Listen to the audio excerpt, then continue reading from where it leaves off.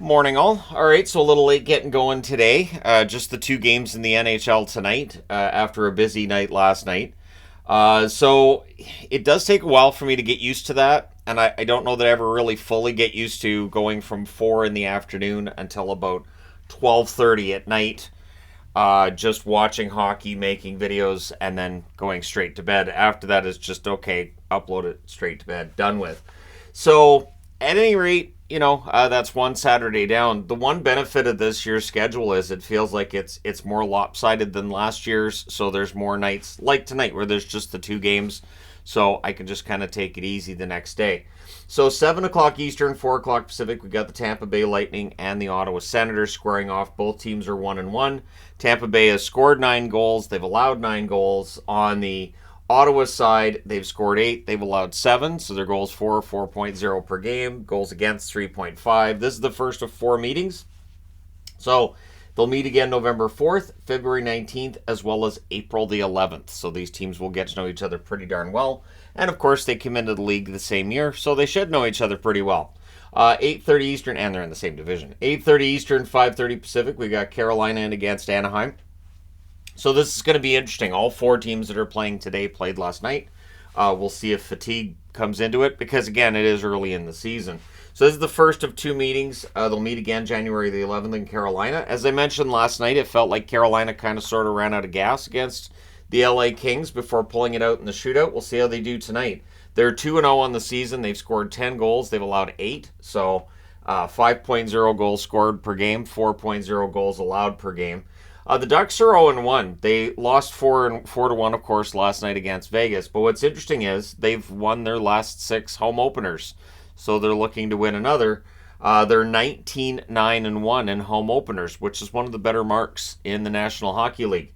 So for the Anaheim Ducks, we'll see how things go tonight and whether or not they can overcome the odds and defeat a Carolina team that, again, might be a little bit fatigued being out on the West Coast and the start times being all over the place. At least the 8:30 Eastern, 5:30 Pacific start will be closer to what they're used to. But these start times that are all over the place, I do wonder how that affects players. Often you'll hear announcers saying, "Yeah, it throws off my schedule when it's a matinee game." They have certain rituals, certain times they eat, certain food they have as well on game days and all that, and it sort of throws off that routine for them. So let me know in the comment section below who you think's going to win tonight.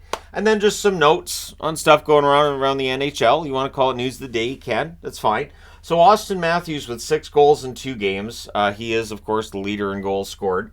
And with back-to-back hat tricks to open the season, only 4 other players have ever done that in history. Now, Alex Ovechkin did it in 2017-2018.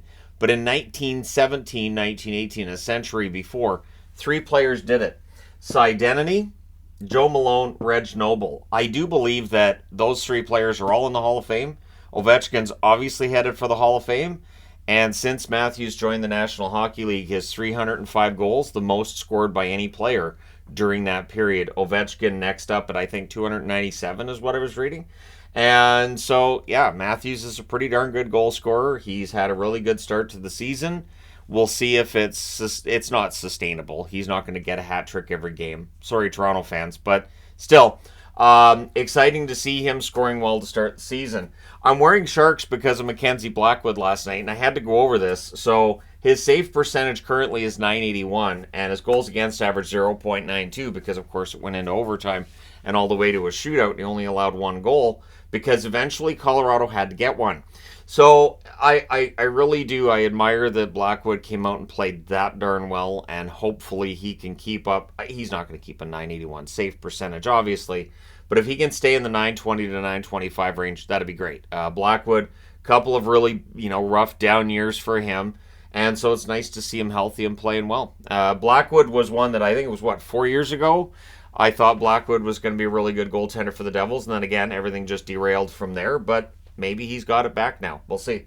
So the Canucks are still apparently looking to trade Garland. So here's how I see it. Garland has not asked for a trade. There's been no trade demand. Is his agent allowed to look into possible trade opportunities? Yes, that's been the reporting.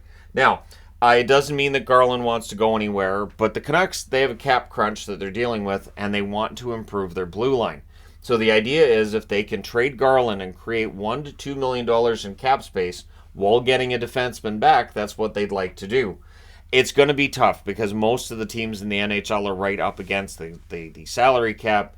Yes, LTIR is bailing out a few of them, but I don't think there are teams necessarily lining up for Garland at this price. Elliot Friedman also added that there's no timeline on when that may happen because, again, it is a tough trade market. We're not going to see trades this year the same as we have in the last couple of years. That should change next year, where with the salary cap going up by as much as it is, as long as GMs can show some restraint. So we're still not going to have any cap space, are we? Yeah, it's not going to happen. Anyways, but yeah, so the Canucks looking to move Garland and free up some cap space in doing so. We'll see if they can make that happen, but Garland apparently still happy to stay in Vancouver. And with them off to a 2-0 start, I would imagine a lot of players right now are pretty happy in Vancouver. So Victor Arvidsson was placed on LTIR, and it's come out as well that he may need back surgery. If he needs back surgery, he's going to be out for a long time. So Arvidsson, a player that's been one of my favorites, but yes, he does tend to get injured.